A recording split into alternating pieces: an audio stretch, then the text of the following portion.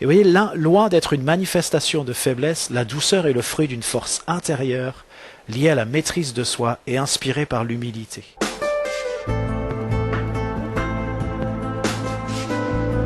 Ce matin, je voudrais parler de la douceur. Et j'étais très étonné, je ne sais pas si...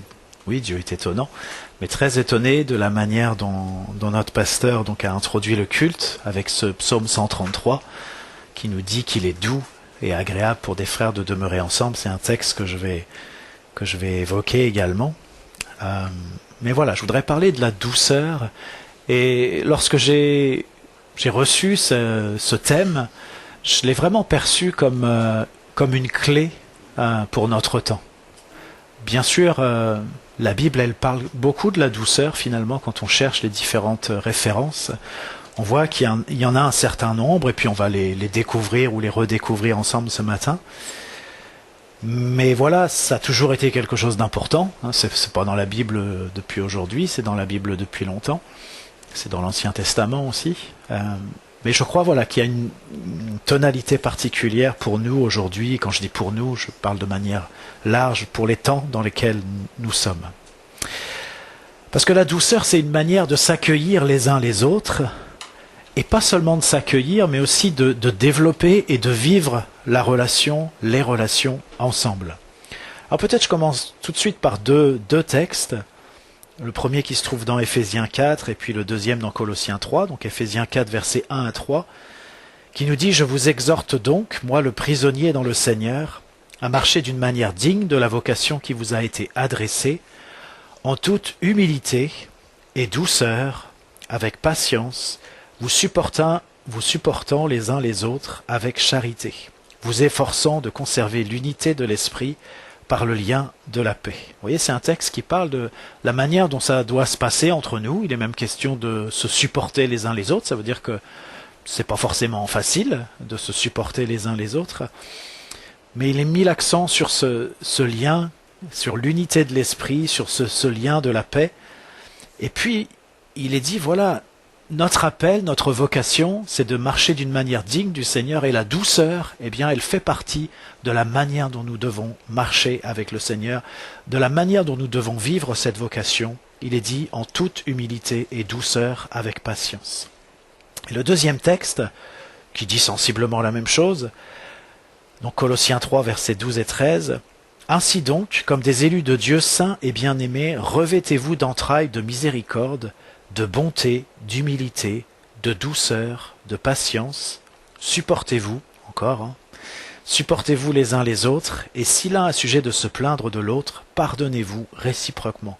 De même que Christ vous a pardonné, pardonnez-vous aussi. » Oui, dans ces deux textes, il y a différents mots pour parler de la douceur dans la Bible. Il y en a un certain nombre, mais dans ces deux textes, le mot qui est utilisé, c'est le mot praotes, qui signifie gentillesse, douceur, amabilité. Et vous voyez, la vie chrétienne, ça a été dit tout à l'heure, c'est pas toujours facile. Elle est parfois défiante, exigeante, et puis elle touche les profondeurs de nos êtres. Elle va chercher, impacter ce qu'il y a de plus intime, de plus profond en nous. Et je crois que la douceur, elle est ô combien nécessaire pour que l'action de Dieu, elle puisse se déployer de manière optimale dans nos vies, dans nos profondeurs. Et pourtant, ça a été dit aussi, et pourtant parfois les relations dans le monde chrétien sont rudes, âpres, rugueuses, difficiles. Il ne devrait pas en être ainsi. Psaume 133, versets 1 à 3, que nous avons lu en introduction, je vous le relis. « Voici, ô qu'il est agréable, qu'il est doux », et ce mot doux pourrait aussi être traduit par plaisant, agréable, doux, pour des frères de demeurer ensemble. C'est comme l'huile précieuse qui, répandue sur la tête, descend sur la barbe d'Aaron, qui descend sur le bord de ses vêtements. C'est comme la rosée de l'Hermon qui descend sur les montagnes de Sion, car c'est là que l'Éternel envoie la bénédiction, la vie pour l'éternité. Vous voyez, ce qui me frappe dans la manière dont les choses sont dites dans ce psaume, c'est que il est question de douceur, de la douceur de la communion. Et cette douceur de la communion, elle est directement liée à l'onction, au renouvellement, à la bénédiction, à la vie même. Et puis il est même dit qu'il y a un impact pour l'éternité. parce que c'est pour l'éternité, c'est là que l'Éternel envoie la bénédiction, la vie pour l'éternité. Vous voyez, ça semble être quelque chose d'extrêmement important qu'il y ait cette douceur de la communion. Parce qu'il y a un enjeu qui est important, il y a des enjeux qui sont importants dans la manière dont Dieu va pouvoir agir au milieu de nous, dans la manière dont Dieu va pouvoir agir dans nos vies, et puis dans l'impact que cette action de Dieu va pouvoir avoir. Alors c'est quelque chose vraiment d'important. Alors ça c'est plutôt des passages qui nous parlent de ce qui se passe dans l'Église, ce qui se passe entre nous. Ça a été dit aussi, il est parlé des frères, mais voilà, c'est pas un message qui s'adresse aux frères, loin de là, c'est un message qui s'adresse à tous.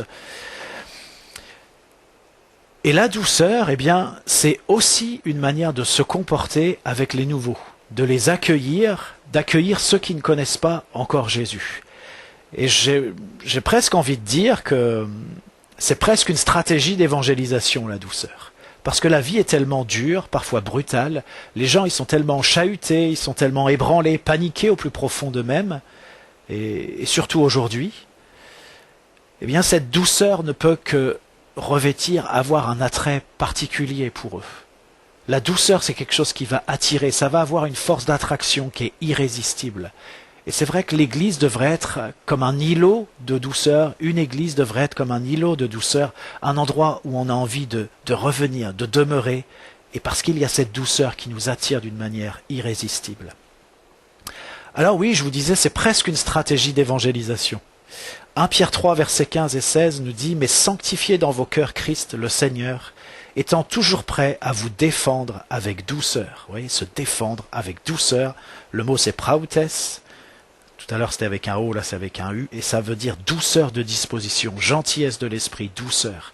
Toujours prêt à vous défendre avec douceur et respect devant quiconque vous demande raison de l'espérance qui est en vous, et ayant une bonne conscience, afin que là même où il vous calomnie, comme si vous étiez des malfaiteurs, ceux qui décrient votre bonne conduite en Christ soient couverts de confusion. Voyez cette manière dont nous avons de nous défendre avec douceur, de rendre compte de notre foi avec douceur, eh bien c'est cette manière-là qui fait que ceux qui nous critiquent, ceux qui décrient qui nous sommes, qui décrit notre conduite, eh bien ils sont couverts de confusion, parce que cette douceur les amène, les désarçonne, les amène à être dans cette confusion et à ouvrir les yeux sur la réalité de ce qui se passe. Vous voyez cet enjeu, cette importance par rapport à la douceur, par rapport à ceux même qui sont difficiles avec nous. 2 Timothée 4, versets 1 et 2, c'est Paul qui écrit à Timothée « Je t'en conjure devant Dieu et devant Jésus-Christ qui doit juger les vivants et les morts, et au nom de son apparition et de son royaume, prêche la parole, insiste en toute occasion, favorable ou non, reprend, censure, exhorte avec toute douceur. » Reprend, censure, exhorte avec toute douceur et en instruisant. Et le mot ici, c'est makrotoumia, bien sûr l'accent n'y est pas du tout, mais ça veut dire patience, endurance, constance, persévérance, indulgence.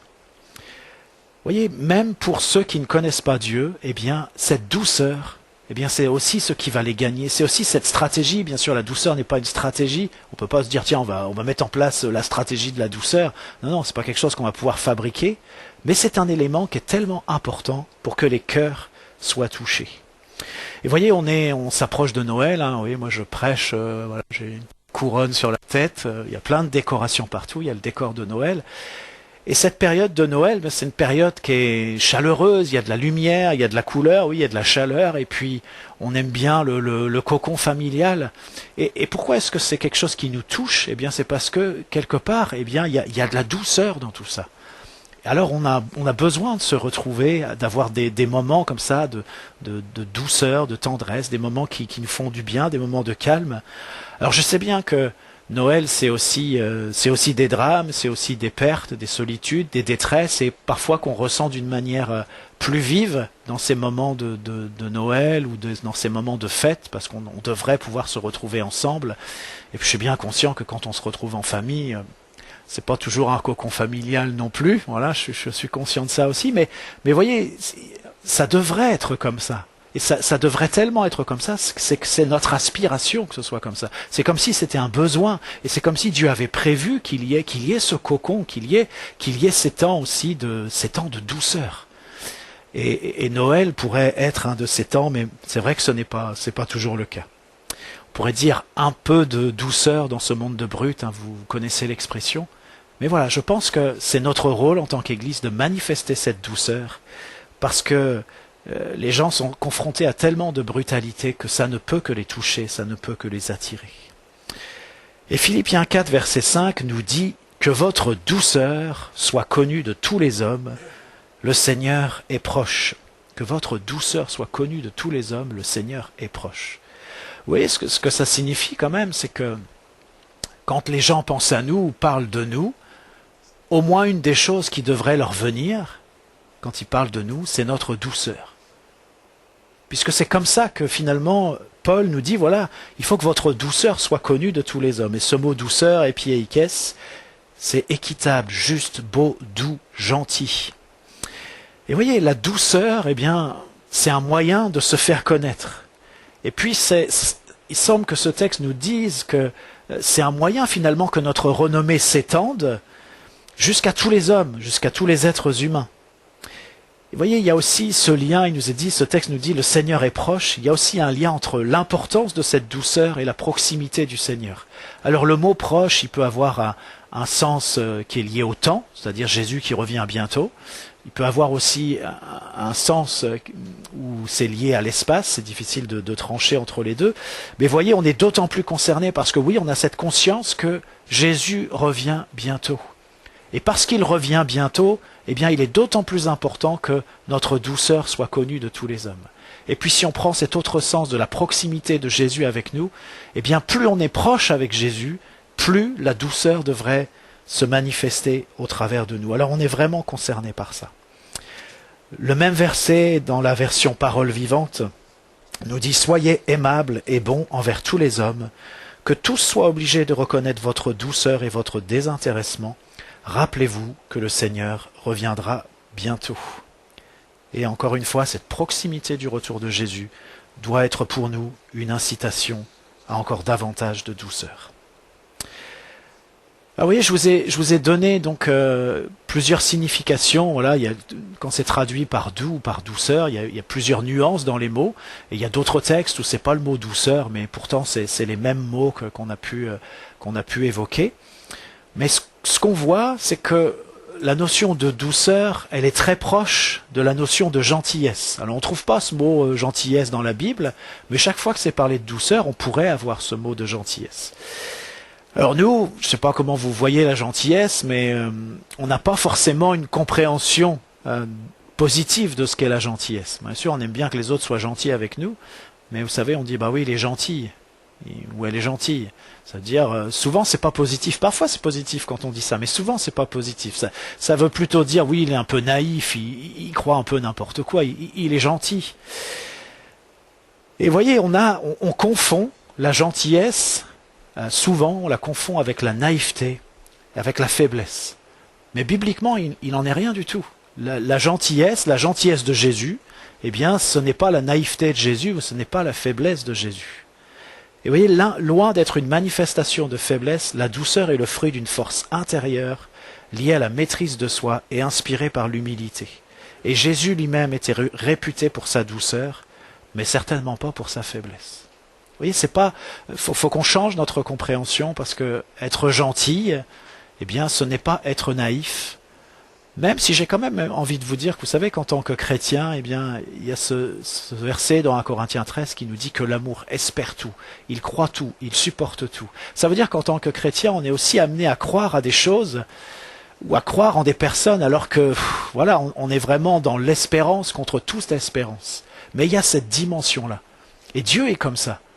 Il espère en nous, il croit en nous, alors même que parfois on est complètement égaré, on est complètement à côté, et il y a cette dimension qui n'est pas de la naïveté, c'est pas de la naïveté, c'est de la foi. Le Seigneur qui espère et qui est prêt à aller chercher eh bien, des hommes et des femmes qui sont dans un égarement qui est tellement important. En tous les cas, la Bible nous parle dans plusieurs endroits de la douceur de Jésus. Par exemple, Matthieu 21, verset 5 nous dit « Dites à la fille de Sion, voici ton roi vient à toi, plein de douceur et monté sur un âne, sur un ânon, le petit d'une ânesse. » Vous voyez, ce qui nous est dit, c'est que Jésus vient, c'est ce passage, vous voyez, où il est monté sur un ânon. Et sur quoi est-ce que le texte met l'accent? Eh bien, ça met l'accent sur la douceur de Jésus. Il est dit, il est plein de douceur. Vous voyez, c'est pas juste il est doux, il est plein de douceur. Ça peut surprendre, on est en train de parler d'un roi, on est en train de parler d'un moment où Jésus est acclamé d'une manière particulière, mais l'accent est mis sur la douceur de Jésus. Alors j'ai regardé dans les traductions, il y avait tout un petit texte qui expliquait ce que ça pouvait vouloir signifier. C'est le mot praos. Encore une fois, je le cite à l'allemande peut-être, mais je parle ni allemand ni grec. Voilà, mais P-R-A-U-S. Et voilà ce que ça dit en partie.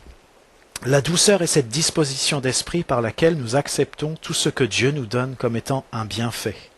Et ceci sans discussion ni résistance. Dans l'Ancien Testament, les doux, les débonnaires étaient ceux qui s'en remettaient entièrement à Dieu et non à leur propre force pour les défendre contre l'injustice. La gentillesse ou la douceur sont opposées à l'affirmation de soi-même et au propre intérêt. Le débonnaire ne s'occupe pas du tout de soi, cet état est une œuvre du Saint-Esprit, non de la volonté humaine. Vous voyez, ça me fait penser à Matthieu 5, verset 5, qui nous dit « Heureux les débonnaires, car ils hériteront la terre ». Et les débonnaires, c'est les doux. Heureux les doux, parce qu'ils hériteront la terre. Oui, je ne sais pas si c'est une stratégie politique qui marche, d'être doux, mais en tout cas, la Bible nous indique que ceux qui sont doux, eh bien, hériteront la terre. Peut-être c'est notre objectif d'être de ceux, et ça fait partie des promesses de Dieu que nous allons hériter la terre. Eh bien, ceux qui vont avoir cet héritage, eh bien, ce sont les doux. Et voyez, cette douceur, eh bien, elle implique la confiance en Dieu, et peut-être même encore plus un abandon dans les mains de Dieu. Ça veut dire qu'on n'est pas en train de s'occuper, de se préoccuper de soi, on n'est pas dans l'affirmation de soi-même. Oui, c'est des mots qui sont importants parce que la plupart du temps, eh bien, on se préoccupe d'abord de nous-mêmes et on est dans l'affirmation de soi. Ce qui crée des tensions, ce qui génère des difficultés dans les relations humaines, c'est justement ce fait que on veut s'affirmer soi-même, on veut être reconnu soi-même et on n'est pas prêt comme ça à lâcher l'affaire ou à être tranquille, à être doux, savoir que les choses de toute façon dépendent de Dieu et qu'on lui fait confiance. Mais on est là dans cette forme d'affirmation. Et ça, c'est quelque chose qui nous empêche d'être doux. Lorsque notre regard, on voit trop les choses par rapport à nous-mêmes, c'est comme Jean qui dit, mais voilà, il faut que je diminue, il faut qu'il croisse. Eh bien, on a besoin, nous, de diminuer pour que Jésus puisse croître en nous, pour que l'Esprit de Dieu puisse croître en nous. Parce que sinon, vous voyez, c'est comme une charge, cette notion de l'affirmation de soi, cette volonté de vouloir s'affirmer, c'est comme quelque chose qui nous charge, c'est comme quelque chose qui nous alourdit. Et c'est un obstacle à la liberté, c'est quelque chose ça nous encombre, ça nous fatigue. On aimerait peut-être ne pas être comme ça, mais voilà, finalement, avec les uns les autres, il y a des heurts parfois, parce que c'est comme si on se sentait obligé de réagir. Et voilà, Dieu nous invite, le Seigneur nous invite à ne pas avoir cette manière d'être et cette manière de faire.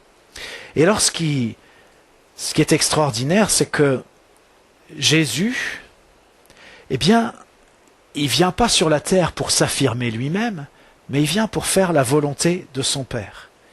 Et Jésus, eh bien, justement, il met en avant cette douceur qui le caractérise. Alors peut-être on pourrait dire, c'est bizarre ça, de dire soi-même qu'on est doux. Jésus, il dit, moi je suis doux. Il dit, je suis doux et humble de cœur. C'est un verset, ça m'a toujours frappé que Jésus parle de cette manière-là. Mais voilà, Jésus met en avant la douceur qui le caractérise, la douceur qu'il manifeste.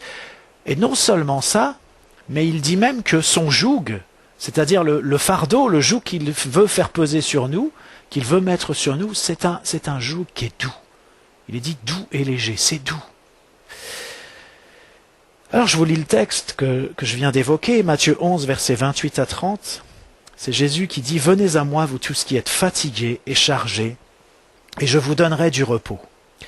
Prenez mon joug sur vous et recevez mes instructions, car je suis doux et humble de cœur, et vous trouverez du repos pour vos âmes. Car mon joug est doux et mon fardeau léger. » Vous voyez, ces versets, je crois, ont parlé et parleront encore à des millions d'hommes et de femmes, parce qu'il y a une force d'attraction dans cette douceur et cette humilité de Jésus, une force d'attraction irrésistible. Et c'est cette douceur justement et cette humilité de Jésus qui nous permet de déposer nos bagages, de poser nos fardeaux et d'abandonner tout ce qui nous charge pour le suivre. Cette douceur, elle ne vient pas ajouter à notre trouble intérieur. Vous savez, oui, ce qui est lié aussi à cette affirmation de soi qui nous fatigue, qui nous charge. Mais au contraire, cette douceur, elle nous introduit dans le repos véritable. C'est-à-dire que, au lieu d'être dans une forme de revendication ou dans une forme de peut-être de besoin d'exister, de besoin de reconnaissance, eh bien, on s'en remet à Jésus. On dépose nos fardeaux, on dépose nos bagages. Et Jésus nous accueille non pas en nous faisant des reproches, mais il nous accueille avec la douceur et l'humilité qui le caractérisent. Alors on a envie d'aller vers lui. Alors on a envie on a envie de le suivre, on a envie d'être avec lui, on a envie de vivre ce qu'il nous propose parce qu'on sait très bien que en nous-mêmes on est chargé, en nous-mêmes il y a toujours une espèce de forme de lutte qui est là, il y a des choses qui nous encombrent, qui fait que, oui, on peut se reconnaître dans ces hommes et ces femmes qui sont fatigués et chargés, et on aspire à avoir du repos. Mais c'est ce repos-là que Jésus propose, c'est ce repos-là que Jésus promet et ce repos-là qu'il donne. Et cette douceur, encore une fois, eh bien, c'est cette douceur de Jésus qui va nous introduire dans le repos véritable. Et c'est pour ça que Jésus, eh bien, il affirme lui-même pour dire, voilà, je suis doux et je suis humble de cœur. Venez, venez et vous trouverez du repos pour vos âmes. Alors on pense parfois que la douceur, du fait de sa soi-disant faiblesse, eh bien, elle pourrait aussi ouvrir la porte au compromis. C'est ce qu'on pense. Alors bien sûr, on sait bien que Jésus n'était pas quelqu'un qui faisait des compromis. Et puis on sait aussi que Jésus, eh bien, était quelqu'un qui ne mâchait pas ses mots dans certaines circonstances et qui disait les choses très clairement. Et il était capable de se mettre en colère s'il le fallait ou d'avoir des paroles dures parfois. Mais dans des circonstances qui étaient assez particulières et assez exceptionnelles. Mais ce qui le caractérise, eh bien, c'est pas cette dureté, justement, c'est cette douceur. Et cette douceur, eh bien, c'est pas non plus de la faiblesse. Et peut-être ce qui peut nous surprendre aussi, c'est que la Bible nous montre que Paul était un homme doux. Alors peut-être ça surprend parce que je crois qu'on n'a pas forcément cette idée que Paul était un homme doux. Et pourtant, eh bien, il y a beaucoup de références qui nous disent cela, et Paul lui-même mettait en avant sa douceur. Par exemple, 2 Timothée 3, verset 10 et le début du verset 11, eh bien Paul dit à Timothée, « Pour toi tu as suivi de près mon enseignement, ma conduite, mes résolutions, ma foi, ma douceur, ma charité, ma constance, mes persécutions, mes souffrances. » Vous voyez, quand Paul fait état de ce qui le caractérise, eh bien la douceur a une bonne place. Et il dit à Timothée, voilà, tu as suivi ma douceur. Et ce qu'il est en train de lui dire, c'est fait comme moi, sois doux, sois quelqu'un de doux. 1 Thessaloniciens 2, versets 7 et 8, c'est Paul qui parle, il dit « Mais nous avons été pleins de douceur au milieu de vous. De même qu'une nourrice prend un tendre soin de ses enfants, nous aurions voulu, dans notre vive affection pour vous, non seulement vous donner l'évangile de Dieu, mais encore nos propres vies, tant vous nous étiez devenus chers. » Et voyez, il est question là de prendre soin de l'autre, et même le passage dit prendre un tendre soin de l'autre. Et Paul, eh bien, il dit, mais nous avons été pleins de douceur au milieu de vous. Et alors cette notion de prendre soin, eh bien, c'est chauffer, garder au chaud, chérir d'un tendre amour, prendre particulièrement soin. C'est le mot trophos. Et voyez, c'est quelque chose c'est vraiment touchant de se dire que l'image que Paul utilise, eh bien, c'est celle d'une nourrice qui prend un tendre soin des petits-enfants, qui prend un tendre soin des enfants. Et Paul dit, mais voilà, on a été comme ça au milieu de vous. On a été plein de douceur et on a pris soin de vous. Et bien sûr, quand Paul dit ça, c'est pour qu'on suive aussi son exemple et qu'on manifeste aussi cette douceur et qu'on prenne soin les uns des autres.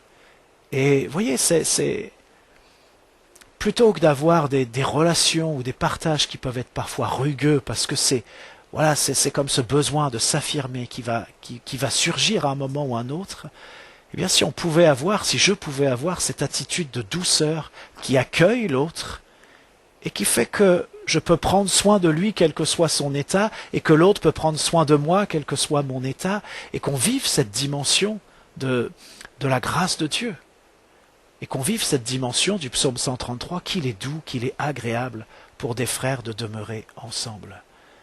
Et je crois que, oui, le Seigneur nous invite à cette douceur, il nous invite à cet accueil de l'autre qui se fait avec tendresse. Peut-être certains l'ont déjà entendu, mais sinon vous allez l'entendre tout à l'heure, mais il y a une chanson pour le spectacle de Noël qui parle de la tendresse.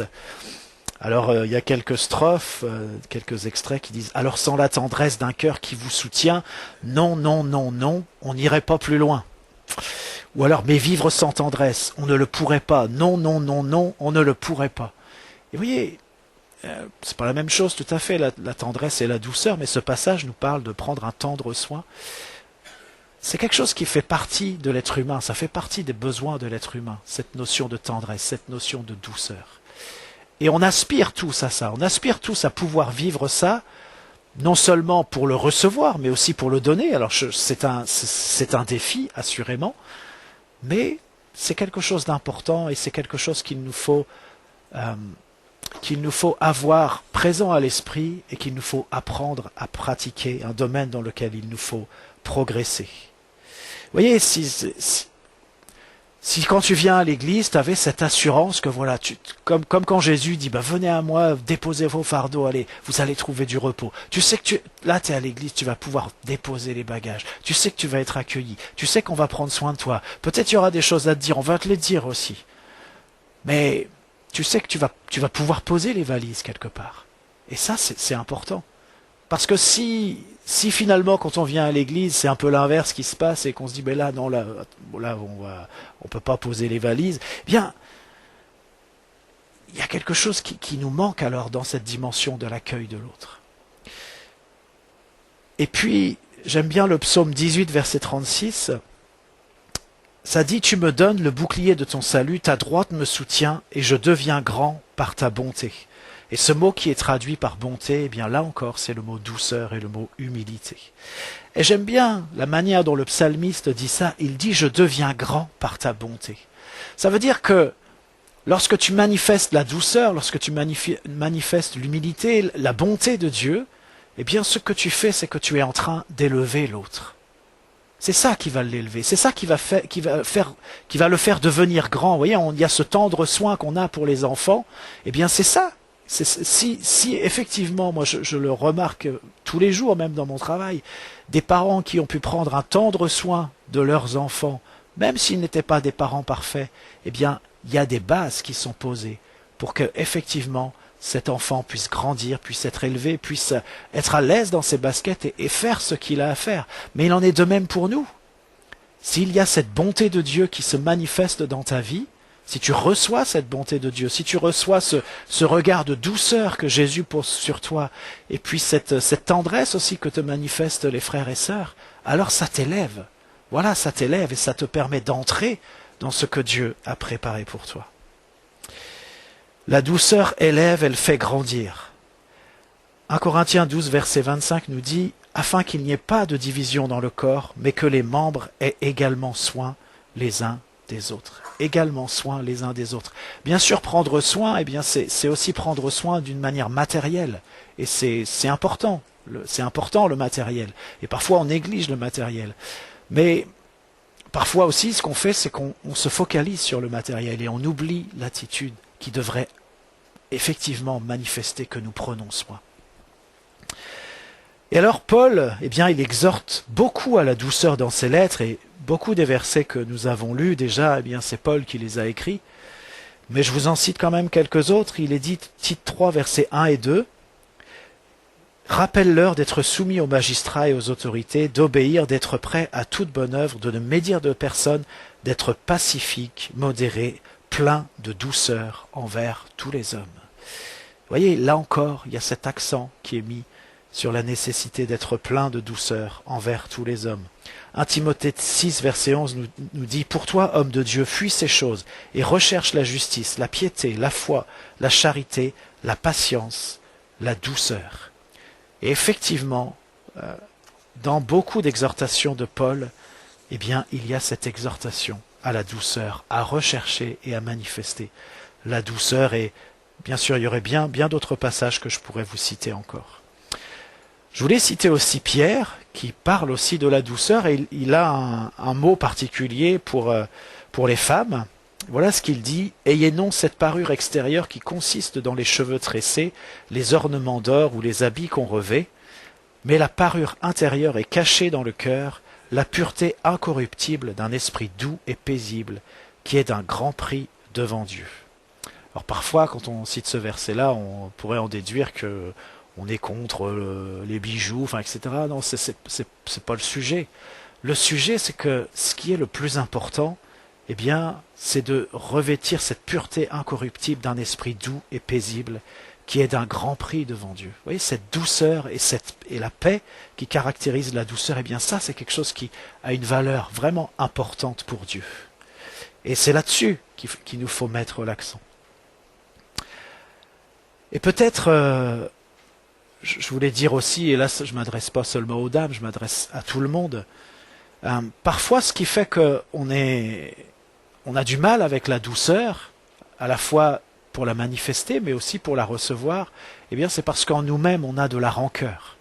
On peut avoir de l'amertume en nous-mêmes, quelque chose qu'on n'a pas encore réglé, qui est là, et qui fait que finalement, eh bien, c'est pas de la douceur qu'on va manifester, c'est de la rancœur. Et peut-être on va quand même essayer, parce que on voudrait justement que ce soit pas cette rancœur qui se manifeste, cette amertume qui se manifeste. Alors on va essayer quand même de manifester de la douceur. Mais vous voyez, il y a un passage dans Ésaïe qui dit quelque chose qui me semble important. Ça parle c'est Ésaïe 5, verset 20. Ça parle du fait qu'il y a un malheur pour celui qui change le mal en bien ou le bien en mal. Et puis, il est ajouté ensuite pour celui qui appelle amertume la douceur et celui qui change la douceur en amertume.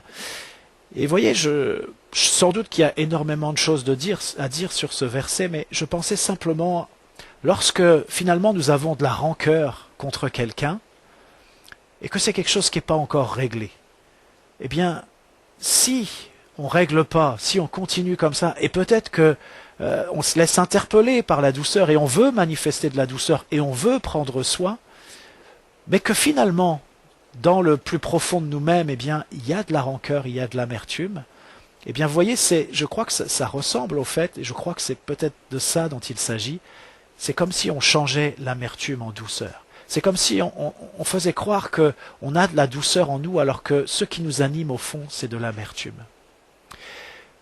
Et voyez, ce qui est important, c'est que Jésus nous invite. On peut avoir de la rancœur. Moi, bien des fois dans ma vie, j'ai eu de la rancœur pour X raisons à l'égard de X personnes. D'ailleurs, la vie, il y a tellement de choses qui se passent. Voilà, on peut vivre tellement de situations difficiles, désobligeantes, etc. Mais Jésus, il est celui qui nous fait grâce. Et il est celui auprès de qui on peut aussi déposer notre rancœur, notre amertume. Et voyez pourquoi est-ce que parfois la parole est si sévère pour dire mais voilà, si vous n'avez pas pardonné, mais il y a des conséquences qui sont fâcheuses, qui sont importantes.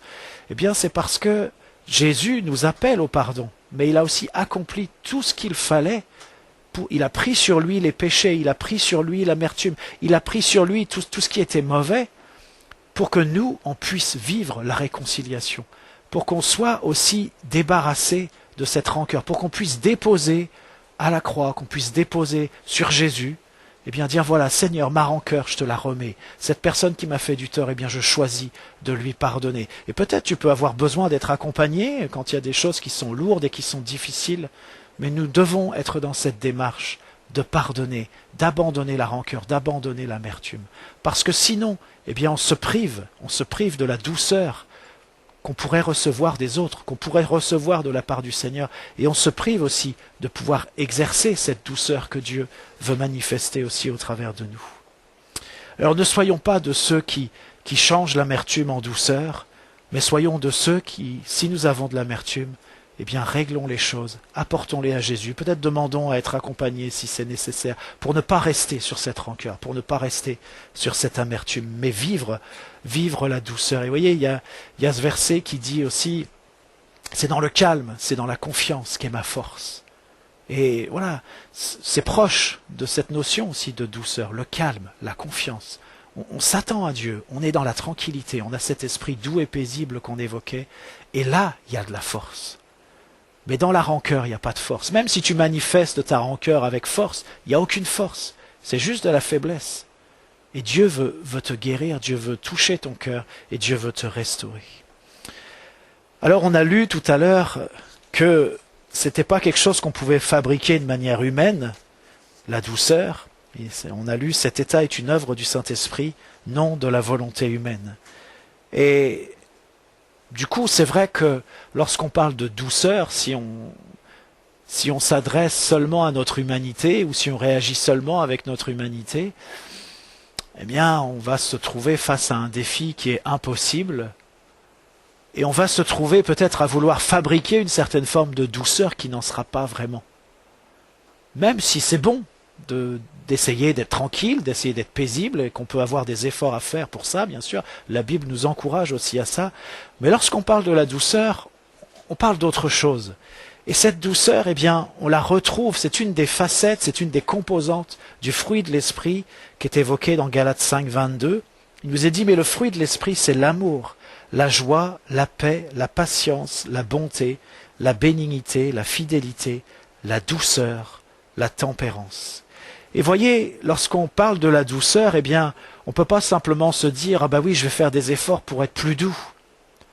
Non, notre cri, c'est Seigneur, que je sois davantage rempli de ton Saint-Esprit, que ton Saint-Esprit se manifeste encore toujours davantage. Renouvelle-moi pour que, effectivement, je puisse manifester le fruit de l'Esprit et que dans cette manifestation du fruit de l'Esprit, eh bien, il y ait un accent particulier aussi qui soit mis sur la douceur. Parce que la douceur, finalement, eh bien, on trouve cette expression plusieurs fois dans la Bible, c'est un esprit de douceur, c'est une manière d'être, c'est quelque chose qui nous anime, qui vient de Dieu, qui vient de notre esprit et qui traverse aussi notre être et qui se déverse sur les autres. Parce que c'est quelque chose qui vient de Dieu, cette douceur. C'est quelque chose qui caractérise Dieu et qui caractérise donc l'esprit de Dieu.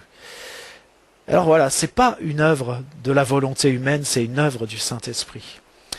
Et par exemple, un verset qui nous parle d'un esprit de douceur, il est dit dans Galates 6, verset 1, « Frères, si un homme vient être surpris en quelque faute, vous qui êtes spirituels, redressez-le avec un esprit de douceur. » Et c'est vrai, notre prière, notre cri, c'est « Seigneur, que cet esprit de douceur puisse nous animer. » La douceur, eh bien, c'est aussi une caractéristique essentielle de la sagesse. Et on peut dire, moi je suis sage, mais si tu dis que tu es sage, eh bien la douceur doit se manifester dans cette sagesse, si c'est la sagesse qui vient de Dieu. Jacques 3, verset 13 nous dit « Lequel d'entre vous est sage et intelligent, qu'il montre ses œuvres par une bonne conduite avec la douceur de la sagesse. » La douceur accompagne la sagesse. Et puis un verset aussi qui m'interpelle, c'est que la douceur, eh bien c'est une cause à défendre. C'est une cause pour laquelle il vaut de combattre. Psaume 45, verset 5 nous dit « Sois vainqueur, monte sur ton char, défends la vérité, la douceur et la justice, et que ta droite se signale par de merveilleux exploits. » Vous voyez, c'est comme un combat. Et bien sûr, c'est pas un combat... on n'est pas dans la hargne pour combattre. Mais, vous voyez, ce verset nous dit « Défends la vérité, la douceur et la justice. » Il y a tout un programme à mettre en œuvre. Est-ce que l'Église, eh bien, se place en défenseuse, pour le dire comme ça, en défenseuse de la vérité, de la douceur et de la justice? Est-ce que nous avons cette préoccupation pour que le combat soit mené pour la douceur, que la douceur ne soit pas oubliée, qu'elle ne soit pas négligée, qu'elle ne soit pas piétinée, mais que ça fasse partie de nos préoccupations au quotidien, de se dire, voilà, nous avons un combat à mener pour la douceur, pour la vérité, pour la douceur et pour la justice. Pour la vérité, quelque part, on le sait. Voilà, c'est quelque chose qui nous anime. Mais la douceur aussi, et la justice aussi. Peut-il y avoir de la vérité sans douceur et de la vérité sans justice? Et voilà, ce sont des éléments qui vont ensemble et pour lesquels nous sommes appelés aussi à combattre. Alors j'arrive bientôt à la fin de ce que je souhaitais partager avec vous, mais je voulais aussi lire ce passage, vous savez, où il est question d'un murmure doux et léger. Et on va lire ça ensemble dans 1 Roi 19, versets 11 à 13. Vous voyez, c'est le prophète Élie qui est là, qui vit une situation particulière, et puis il veut rencontrer le Seigneur va le rencontrer. L'Éternel dit, verset 11, « Sors et tiens-toi dans la montagne devant l'Éternel. Et voici l'Éternel passa. Et devant l'Éternel il y eut un vent fort et violent qui déchirait les montagnes et brisait les rochers. L'Éternel n'était pas dans le vent. Et après le vent, ce fut un tremblement de terre, l'Éternel n'était pas dans le tremblement de terre. Et après le tremblement de terre, un feu, l'Éternel n'était pas dans le feu. Et après le feu, un murmure doux et léger. Quand Élie l'entendit, il s'enveloppa le visage de son manteau, il sortit et se tint à l'entrée de la caverne. Et voici une voix lui fit entendre ces paroles, « Que fais-tu ici, Élie ?»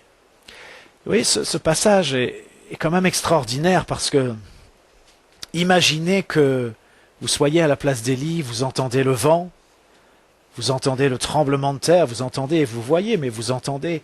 Et puis il y a le feu qui fait des ravages. Tout ça, ça fait beaucoup de bruit. Et quand on est confronté au bruit comme ça d'une manière intense, eh bien, en général, quand il y a un chuchotement ensuite, quand il y a un murmure doux et léger, eh bien, on a tellement été dans le bruit qu'on n'entend pas quelque chose qui est léger. Mais là, Élie, lui, il a entendu. Il nous a dit que, après le feu, un murmure doux et léger, quand Élie l'entendit, il s'enveloppa le visage de son manteau. Élie a entendu ce murmure doux et léger après toutes les pertes et fracas auxquels il avait été confronté. Et vous voyez, c'est intéressant parce que c'est vrai que notre Dieu est puissant et qu'il se manifeste parfois avec puissance. Il montre à quel point il est puissant. On lit des épisodes dans la Bible ou dans les biographies de grands hommes de Dieu, mais même dans notre propre vie, eh bien, on voit des moments, on vit des moments où la puissance de Dieu se manifeste d'une manière intense, d'une manière imposante. Mais la manière générale de Dieu de faire, c'est pas comme ça. Dieu, il est pas dans les coups d'éclat, même s'il en fait pour montrer qu'il est Dieu. Mais il n'est pas dans les coups d'éclat. Il est dans cette douceur de la relation, dans ce murmure doux et léger. Vous voyez, là, le prophète Élie, eh bien, il a entendu ce murmure doux et léger, il est sorti, et là, Dieu lui a parlé. Il lui a dit des choses qui étaient précises, qui étaient concrètes. Est-ce que nous, eh bien, nous sommes suffisamment tranquilles, même si nous sommes parfois dans le bruit, nous sommes entourés de personnes bruyantes, d'une société bruyante, il y a tellement de bruit autour de nous, on est dans un monde bruyant, mais est-ce que dans ce monde bruyant, eh bien, on a cette douceur de Dieu, ce murmure doux et léger, qui fait écho avec cette douceur de l'esprit qui est en nous et qui fait que on reconnaît que là, il y a quelque chose, même si c'est léger, même si c'est doux. Et ce qui me frappait aussi, c'est que dans Jacques 1, verset 21, il est dit « C'est pourquoi, rejetant toute souillure et tout excès de malice, recevez avec douceur la parole qui a été plantée en vous et qui peut sauver vos âmes. » Et vous voyez, c'est comme si, eh bien, la parole de Dieu, elle est communiquée le plus souvent, pas toujours, mais le plus souvent, avec douceur. Et ce que Dieu nous demande, eh bien, c'est de recevoir cette même parole avec douceur. Vous voyez, c'est pas seulement la parole n'est pas seulement délivrée avec douceur, mais voilà, celui qui délivre la parole ou quand Dieu parle, eh bien voilà, il y a cette responsabilité de la douceur. Mais la responsabilité que nous avons aussi les uns et les autres, c'est de pouvoir accueillir cette parole avec douceur. Et c'est lorsqu'on accueille la parole de Dieu avec douceur que il nous est dit elle peut sauver vos âmes. Je ne vais pas rentrer dans des grandes explications, mais c'est là que la parole de Dieu, elle a un impact optimal dans notre vie, lorsqu'elle est communiquée avec douceur et lorsqu'elle est reçue avec douceur. Et vous voyez, à la fin de ce message, je pensais à ce passage où il n'est pas question de douceur, le mot n'est pas écrit, le mot n'est pas prononcé. Mais vous savez, quand Pierre, il a trahi Jésus, il l'a trahi 3 fois, comme ça avait été, comme Jésus l'avait annoncé. Et puis il y a ce moment, eh bien, où Pierre croise le regard de Jésus. Et lorsqu'il croise le regard de Jésus, eh bien, c'est quelque chose qui va l'ébranler d'une manière tellement forte, tellement intense. Et là, j'ai envie de vous dire, il n'y a même pas un mot qui a été prononcé, il n'y a pas eu un bruit, mais il y a eu un message qui est passé au travers de ce regard. Et je ne crois pas que c'était un message dur. Je ne crois pas que dans le regard de Jésus, Pierre a vu, mais tu m'as trahi, vraiment, c'est pas croyable ce que tu as fait, pourtant je t'avais prévenu. Je ne crois pas qu'il a vu du tout ça. Je crois au contraire qu'il a vu la douceur de Jésus, même dans ce moment extrême, et que cette douceur l'a brisé, que cette douceur a fait qu'il s'est effondré. Et puis il y a eu tout ce parcours après. Et voyez, peut-être on pourrait se dire, mais s'il y a bien un moment où il faudrait, je vais le dire comme ça, s'il y a bien un moment où il faudrait lui rentrer dedans à Pierre, c'est ce moment-là. Il vient quand même de trahir 3 fois son maître, il n'a pas écouté ce que Jésus lui a dit. Voilà, il faut lui rentrer dedans. Ça serait logique peut-être de penser comme ça. Et Jésus fait exactement l'inverse. Il a peut-être une manifestation, je dis peut-être parce que le texte ne le dit pas de manière expresse, mais je crois qu'il y a une manifestation de douceur extrême dans cette situation qui est pourtant extrême pour Jésus. Eh bien, ces regards qui se croisent, peut-être que s'il n'y avait pas eu ce regard, eh bien Pierre, on n'aurait plus jamais entendu parler de lui. Mais peut-être que c'est juste ce regard qui l'a accroché et qui fait qu'il est resté dans la course. Mais là, on sait qu'il est retourné à la pêche, on sait qu'il n'a rien compris, on sait qu'il y a eu des déboires, il y a eu des étapes, etc. Mais je crois que ce regard, eh bien, l'a permis qu'il reste accroché au Seigneur. Et voyez, je crois qu'il faut qu'on réfléchisse peut-être à une telle situation, parce que on n'est pas mieux que Pierre, on est tout à fait capable de trahir, nous aussi, Jésus, et plusieurs fois. Mais voilà, on vit peut-être tu vis toi aussi des situations qui sont extrêmes, et peut-être que tu n'imagines pas que Dieu peut s'adresser avec toi avec douceur, avec humilité, parce que peut-être que tu t'attends à ce qu'on te rentre dedans, parce que tu dis, mais oui, mais je mérite qu'on me rentre dedans, il y a besoin d'une réponse musclée. Parfois ça arrive, parfois eh bien Jésus avait des réponses musclées, c'est possible. Mais j'aimerais vous dire encore une fois que ce n'est pas la manière habituelle de faire de Jésus. La manière habituelle de faire de Jésus, eh bien c'est ce murmure doux et léger. Et c'est ça qui touche ta vie tellement en profondeur que c'est d'une telle efficacité, on l'a dit tout à l'heure, lorsque la bonté de Dieu se manifeste, et lorsque tu reçois la bonté de Dieu, lorsque la douceur de Dieu se manifeste, et lorsque tu reçois sa parole avec douceur, eh bien il se passe ce que le psalmiste a décrit, ça t'élève. C'est quelque chose qui t'élève. Alors bien sûr, cette élévation, d'une certaine manière, elle passe par un effondrement, elle passe par un abaissement. C'est réel. Mais pourtant, cet effondrement, cet abaissement, comme celui de Pierre, eh bien c'est ça qui fait que ensuite Pierre est élevé. Et c'est ça, c'est cet effondrement aussi, cet abaissement dans nos vies qui le plus souvent provient de la douceur de Dieu qui est manifestée, de l'amour de Dieu qui est manifesté à un moment où on n'imagine même pas qu'on puisse ressentir ou être en contact avec l'amour de Dieu. Eh bien ça, c'est quelque chose qui va t'élever. Alors, je voudrais simplement qu'on puisse terminer avec un chant. Je vais demander aux musiciens de bien vouloir revenir. On va chanter ce chant qui dit « Seigneur, par ta douceur, tu dissipes ma rancœur. Seigneur, par ta beauté, tu me rends ma dignité. » Puis c'est un chant qui dit aussi « Je reçois ton amour. » Et au travers de ce chant, bien qu'on puisse se laisser interpeller aussi par la douceur de Dieu, peut-être, on a mentionné tout à l'heure la rancœur, l'amertume, peut-être que tu as de la rancœur ou de l'amertume à donner à Jésus. Je dis pas que c'est forcément pendant le chant que les choses peuvent se faire, mais voilà, peut-être que tu peux avoir aussi pendant ce chant un cœur à cœur avec Jésus qui va initier quelque chose. Peut-être que tu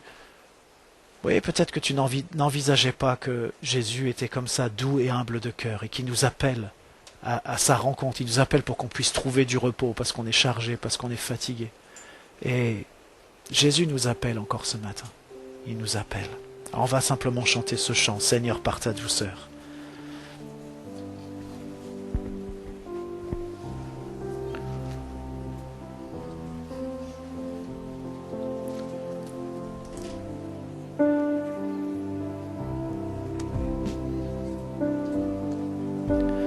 Seigneur, par ta douceur, tu dissipes ma rancœur, Seigneur.